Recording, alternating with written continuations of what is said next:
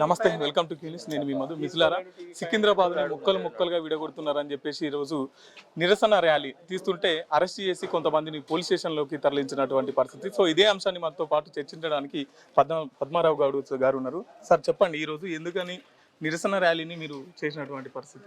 నిరసన ర్యాలీ అంటే మేము శాంతియుత వాతావరణంలో ఏదో బంకాసు అవో ఇవో అని కాదు, శాంతియుతంగా ప్రభుత్వం దృష్టికి పోవాలి, ఇది వద్దు అని చెప్పినాం. అసలు బహుశా మీకు జ్ఞాపకం ఉందో లేదో తెలియదు, ఇది అసెంబ్లీలో ఒకసారి రెవెన్యూ మినిస్టర్ గారు చెప్పారు, ఇవన్నీ అటువంటి ఏదైనా ఉంటే మేము సరిదిద్దామని చెప్పారు. రీసెంట్లీ ముఖ్యమంత్రి గారు కూడా మాట్లాడారు, ఏది ముట్టడం లేదు, అన్నీ ఎక్కడ ఉన్నాయి అక్కడనే ఉంటాయి అని చెప్పారు. అది మీకు తెలుసు, మాకు తెలుసు, జనానికి తెలుసు. కానీ జరిగేటి మాత్రం ఇవన్నీ జరుగుతూ ఉన్నాయి. ఇప్పుడు మోండా డివిజన్లో ఇది ఒకటి ఉంది, సనత్ నగర్లో. దీన్ని తీసుకొని మిర్జాలగూడ మల్కాజ్గిరి ప్రాంతానికి వేసారు, నేడుమెట్టుకు. ఇక్కడ నాకే తెలియదు అది ఎక్కడ ఉందో, ఈ జనంకి ఎట్లా తెలుస్తుంది అంటే సర్కిల్ ఆఫీసులలో మనకు ఆ ఫెసిలిటీస్ ఉన్నాయి. ఇంతకుముందు ఈయన జోనల్ ఆఫీసులు ఉన్నాయి, సర్కిల్ ఆఫీసులలో ఉన్నాయి.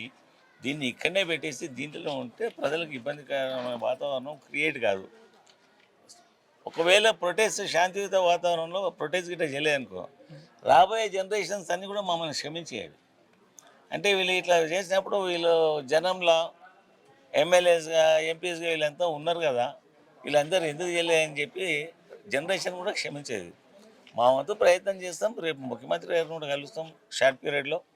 కలిసేసి ఇది ఇట్లా ఉంది పరిస్థితి, మళ్ళీ మీరు ఆలోచన చేయాలి, చేసేసి ఇబ్బందులు లేకుండా చేసే ప్రయత్నం మాత్రం మీరు ఖచ్చితంగా చేయాలని చెప్పి ఆయన ముఖ్యమంత్రి గారు రిప్రజెంటేషన్ ఇస్తాం. ఇప్పుడు సికింద్రాబాద్ సపరేట్ కార్పొరేషన్ ఏం లేదు కదా, సికింద్రాబాద్ సపరేట్ కార్పొరేషన్ ఏం లేదు. సనత్ నగర్ ఇప్పుడు మనం నిలబడేదంతా సనత్ నగర్. 2 మున్సిపల్ డివిజన్లు సనత్ నగర్లు ఉన్నాయి, 2 డివిజన్లు ముషిరాబాద్ ప్రాంతానికి పోయినాయి. ఇప్పుడు ఇంకా 2 డివిజన్లు ఇక్కడ ఉన్నాయి. ఎక్కడెక్కడ పోవాలి, ఎక్కడున్నాయి? ఇప్పుడు మా అటువంటి వాళ్ళకి కొంత కన్ఫ్యూజ్లో ఉన్నాము. నార్మల్ పీపుల్కి అయితే ఇబ్బందే కదా ఇది, అంటే అంత అవసరం మనకు లేదు కదా అని. కానీ ముందుగానే మీరు ఇప్పుడు ఆల్రెడీ ఓటర్స్ జాబితాను డిక్లేర్ చేసిన అంతా అయిపోయింది కదా, ఆల్రెడీ కార్పొరేషన్లు కూడా ఏర్పాటు చేశారు కదా. ఇంత ముందుకే మీరు ప్రభుత్వం ఏర్పాటైనాయి 3 కార్పొరేషన్లు ఏర్పాటైనా, 4వ 4th విజిట్ చేస్తారా మీరు? ఏర్పాటు అయినాయా అంటే ప్రకటిస్తున్నారు కదా, ప్రకటనలు అయినా చేయొచ్చు కదా. ఎంత టైం పడుతుంది? అది ఉన్న పదంగా ఏదైనా మ్యాజిక్ చేయలేము కదా, దీనికి అంతా టైం పడుతుంది. మనకు వచ్చిన అవసరం కూడా ఏం లేదనిపిస్తుంది. కానీ పరిపాలన సౌలభ్యం కోసం కొన్ని మార్పులు చేస్తారు. గతంలో కేసీఆర్ కూడా జిల్లాలు చేసిరు, అప్పుడు లేని ఇబ్బంది ఇప్పుడు ఎందుకు వస్తుంది? ఇప్పుడు ఇంకా మళ్ళీ జిల్లాలు ఉన్నాయంటే ఇప్పుడు మళ్ళీ తీసేస్తారా, ఇంకా పెంచుతారా? ప్రభుత్వానికి తెలియాలి. ఓకే, ఇప్పుడు ఈ డివిజన్లు మార్చితే వచ్చిన ఇబ్బంది ఏంటంటే, నేను చెప్పినా కదా, ఇప్పుడు ఒక అసెంబ్లీ సెగ్మెంట్లో 6 డివిజన్లు ఉన్నాయి. 2 డివిజన్లు సనత్ నగర్, 2 డివిజన్లు వచ్చేసి జోనల్ ఆఫీస్, 2 డివిజన్లు వచ్చేసి ఇప్పుడు ముషిరాబాద్. ఇవి ఇబ్బంది కదా. రేపు అప్పుడప్పుడు ఏం చేస్తామంటే కొద్దిగా అఫీషియల్స్ తోటి అడ్మినిస్ట్రేషన్ పరంగా కొన్ని రివ్యూలు పెట్టుకుంటూ ఉంటాం. మేము పెట్టుకొని ఇది చేస్తాం. ఇవి వాటన్నిటికీ ఇప్పుడు ఇబ్బందులు అవుతాయి. ఎట్లా కావచ్చు చెప్పండి మీరు? ఇప్పుడు మేము చేయాలంటే 3 ప్రాంతాల సర్కిల్ ఆఫీసులోనే ఇన్వైట్ చేయాలి. ఓకే, నీకున్న ఇన్ఫర్మేషన్ నాకు ఉండదు, నాకున్న ఇన్ఫర్మేషన్ వాళ్ళకు. మీ డిమాండ్ ఏంటి? సికింద్రాబాద్ సపరేట్ కార్పొరేషన్ చేయాలా లేకపోతే జిహెచ్ఎంసీలోనే ఉన్న పనులు ఇప్పుడు ఎట్లయితే ఉందో అట్లనే పెట్టే ప్రయత్నం చేయరు, చేస్తే ఇక్కడనే చేయండి. అక్కడనో ఇక్కడనో మిర్జాలు కూడా అక్కడ తరలించే ప్రయత్నాలు మాత్రం విరమించుకోవాలి. పాలకులు అయిన వాళ్ళు ఎప్పటికైనా ప్రజలను దృష్టిలో పెట్టుకొని ప్రజా అభిప్రాయ సేకరణ చేసి, లేకుంటే వాళ్ళకి ఇబ్బందులు లేకుంటే పనులు చేయాలి. కానీ దీన్ని వ్యతిరేకించేదంతా బీఆర్ఎస్ పార్టీ వాళ్ళేనంట, ప్రజలు కాదంట కదా. ప్రతిపక్షంలో మేమే చేస్తే కదా ప్రజల దృష్టికి పోయేది. ఇప్పుడు కామన్ పీపుల్ని అడిగితే వాళ్ళకి ఏం తెలుస్తుంది? ఇటువంటి అన్నీ జరుగుతున్నాయి కదా కామన్ పీపుల్ దృష్టికి పోయేది, లేకుంటే ఎట్లా పోతే పోవాలి. అది ఇది మా విద్యుక్త ధర్మము. మా వంతు ప్రయత్నాలు మాత్రం మేము చేయాలి. ఎందుకంటే గతంలో కంటోన్మెంట్ ఓడిపోయినారు, తర్వాత జూబ్లీల్స్ ఓడిపోయినారు, ఇప్పుడు కూడా ఓడిపోతారనే భయంతో ఇవన్నీ చేస్తున్నారు అని చెప్పేసి అంటున్నారు. రాజకీయాలలో గెలిపోవటం ఉంటాయి కదా. మేము అంతా 10 సంవత్సరాలు రూల్ చేసినప్పుడు మీరు కూడా ఓడిపోయారు కదా, అప్పుడు మీరు ఓడిపోలేదా? సో ఇది బీఆర్ఎస్ పార్టీలు కావాలని కొత్త ఉన్నాం కదా, అప్పుడు మీరు ఓడిపోలేదా?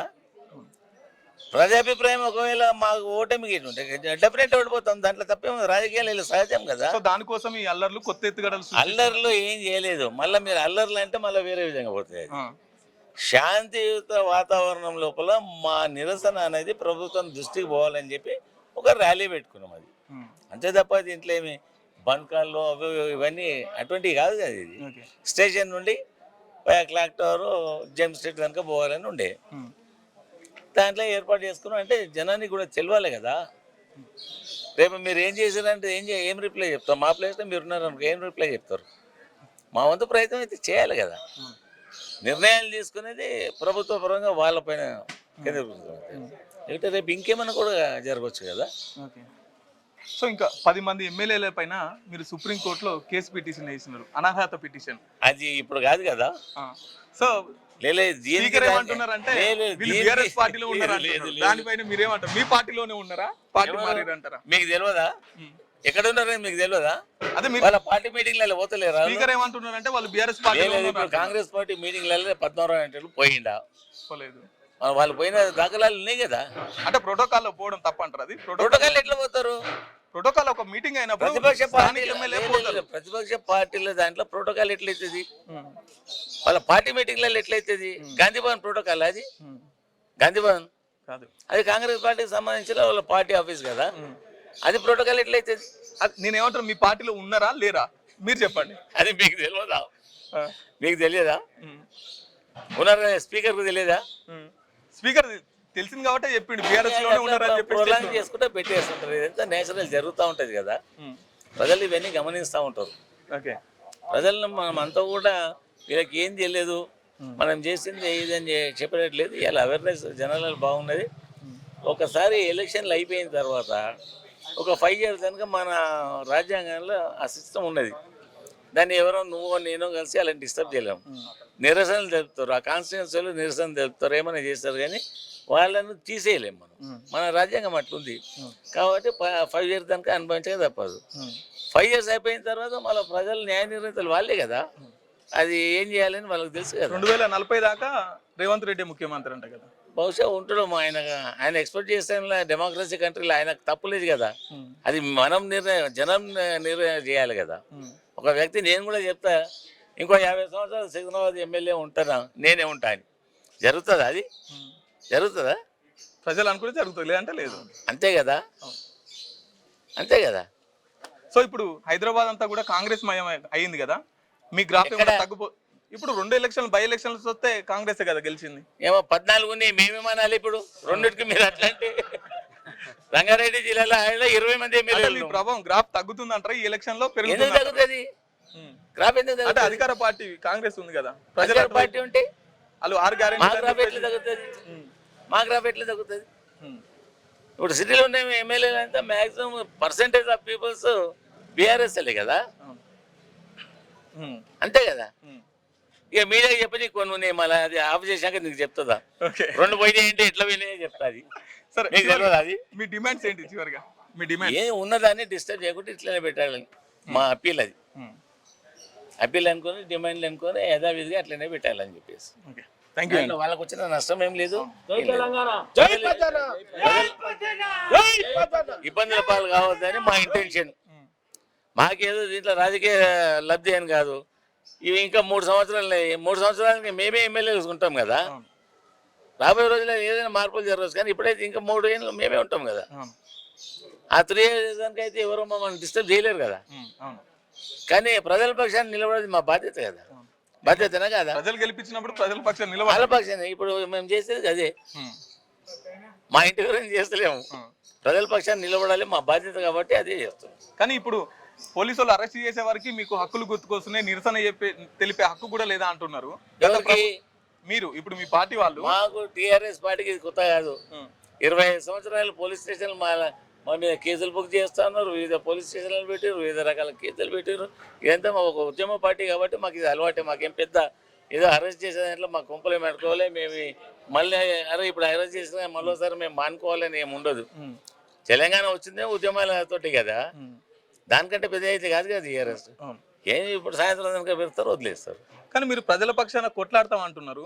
మొన్న అసెంబ్లీలో ప్రజల పక్షాన మాట్లాడాలంటే మీరు దాన్ని బైకట్ చేసి బయటకు వచ్చినారు. మీరు ప్రజల పక్షాన ఎట్లా మాట్లాడుతున్నారు అని అంటారు? ఎట్లా ప్రైవేట్ వేదికల మీద మాట్లాడినాం కదా, మీడియా పరంగా మాట్లాడినాం కదా. కొట్లాడాల్సిన చోట కొట్లాడాలి. మీడియా ఇప్పుడు నా బయట ఎందుకు తీసుకుంటారు మీరు అది చెప్పు. అదే మీ వాయిస్ ఏంటి? మా వాయిస్ ఎందుకు తీసుకుంటారు? ఇది తీసుకునే ప్రజల వద్దకు పోవాలని కదా. అవును. మనం ఏం చేసేది కూడా అదే కదా. చట్టాలు జరిగేది ఇక్కడ కాదు కదా, ఎక్కడ? అసెంబ్లీలో కదా. అసెంబ్లీలా? అవును. అది ప్రొటెక్ట్ చేస్తాం. అది ఎందుకంటే చెప్పినాము జరుగుతలేదు కాబట్టి ఈ సమావేశాలు బైకట్ చేస్తున్నాము. ఈ భారతదేశంలో ఈ రైట్ అందరికి ఉంటుంది, ఎమ్మెల్యేస్కి ఉంటుంది, ఎంపీలకు ఉంటుంది, కౌన్సిల్ మెంబర్లకు ఉంటుంది. ఇదేదో టీఆర్ఎస్ పార్టీ కొత్తగా బైకట్ చేసింది కాదు, ఇది గతంలో జరిగినాయి కదా.